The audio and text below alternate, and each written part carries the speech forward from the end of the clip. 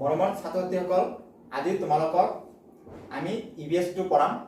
তো EVS টো আজি লেসন নাম্বাৰ 5। তোমালোকে তোমালোকৰ কিতাপখন উলিয়াই লোৱা আৰু চোৱা লেসন নাম্বাৰ 5 শাক-পাচলি। মই কিতাপত দেখুৱাই দিছো এইখন পাৰ্ট শাক-পাচলি। আজি শাক-পাচলিৰ বিষয়ে আমি আলোচনা কৰিম। তো তোমালোকৰ কিতাপখন উলিয়াই লোৱা আৰু ভিডিঅ' চলি শাক আৰু পাচলি। ইয়াত দুটা শব্দ আছে। প্ৰথমতে আমি জানিম শাক। শাকটো কাক বোলে?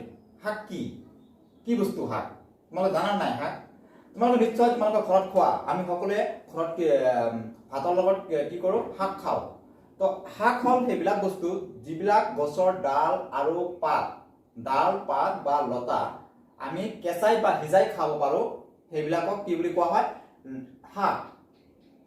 তো আমাৰ ঘৰত বা তোমালোকৰ ঘৰত নিশ্চয় কিছু শাক খোৱা হয়। তাৰ ভিতৰত আমাক কিছুমান খাব পৰা শাক হ'ল পালেং, লাই, লফা, চুকা, ধনিয়া, ঢেকীয়া, তাৰপিছত আছে মানিমুনি। ইয়াৰ উপৰিও আৰু বহুতো শাক আছে যিবিলাক আমি কি কৰোঁ? কেঁচাই বা সিজাই খাওঁ। তো তোমালোকে প্ৰথমে ক্লিয়াৰ হৈ লোৱা, তোমালোকে প্ৰথমে বুজি লোৱা যে শাক কি। শাক হ'ল, মই আকৌ এবাৰ কৈছোঁ, শাক হ'ল সেইবিলাক বস্তু যিবিলাক গছৰ ডাল, পাত আৰু লতা আমি কেঁচাই বা সিজাই খাব পাৰোঁ। সেইবিলাকক আমি কি কওঁ? শাক বুলি কওঁ। তো কিছুমান শাক হ'ল কি? পালেং, লাই, লফা, চুকা, ধনিয়া আৰু ঢেকীয়া।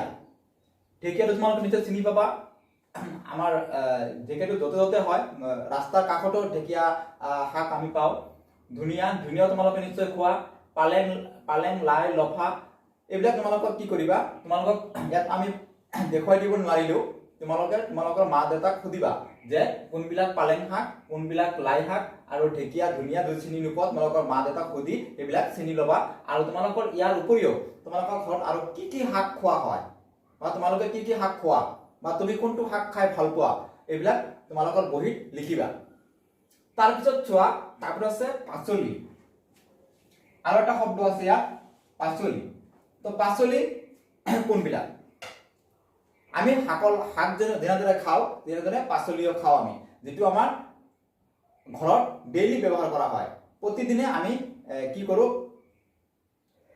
ভাতৰ লগত আঞ্জা বনাওঁ যে আমি কি কৰোঁ? পাচলি আমাৰ লাগিবই। এইটো আমাৰ নিত্য এটা প্ৰয়োজনীয় বস্তু।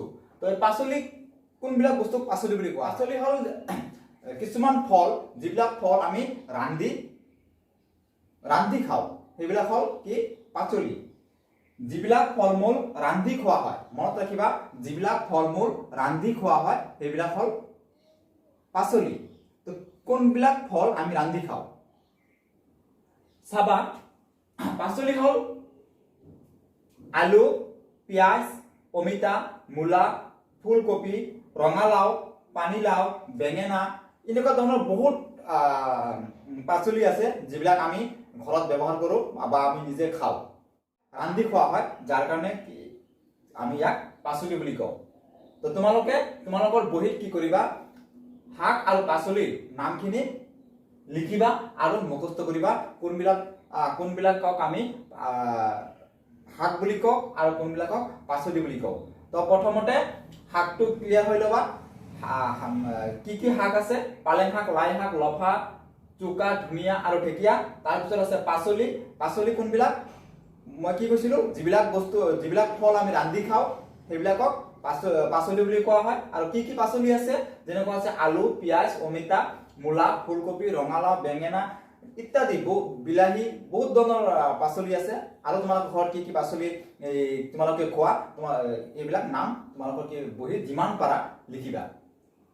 তো এইখিনি আছিল আজিৰ শাক পাচলিৰ বিষয়ে আমি জানিব লগা কথা। তো তোমালোকে কি কৰিবা? এই ভিডিঅ'খন চোৱাৰ পিছত তোমালোকৰ কিতাপখন চাই ফটোবিলাক চাবা, কাক কি বুলি কোৱা হয়। যদি চিনি নোপোৱা ফটো চাই চিনি ল'বা। তথা যদি কিবা অসুবিধা হয় তোমাৰ মা দেউতাক সুধি ল'বা কোনটোক শাক আৰু কোনটোক পাচলি বুলি কয়, কাৰ কি নাম, এইখিনি জানি ল'বা। লাগিলে ঘৰত থাকিলে এইটো চাই ল'বা, চাই লৈ ভালকৈ লিখি পঢ়িবা। তো এইখিনি আছিল আজি। ভালদৰে পঢ়িবা, ঘৰতে থাকিবা। ধন্যবাদ।